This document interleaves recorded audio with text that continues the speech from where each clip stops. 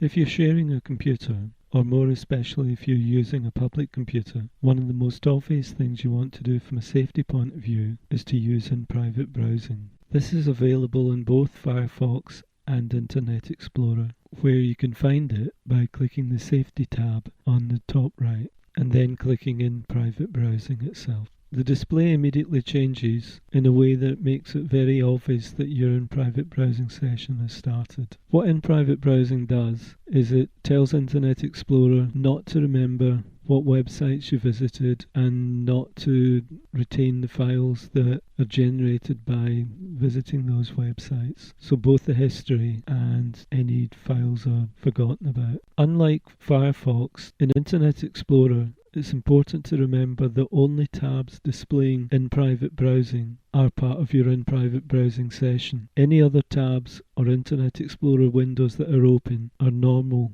Internet Explorer windows and not in private. So we can compare. This is Firefox's way of using in private browsing. If you go to Tools and then click on Start Private Browsing, and a message comes up saying that Firefox will save all your current tabs and restart. So that by contrast with Internet Explorer, if you're using in private browsing in Firefox, all of your tabs are private browsing, and you can't accidentally use a tab that's not the way that you might in Internet Explorer. For me, that's a more secure way to do it because it's less accident prone than in private browsing in Internet Explorer. Other than that, it functions in a similar way.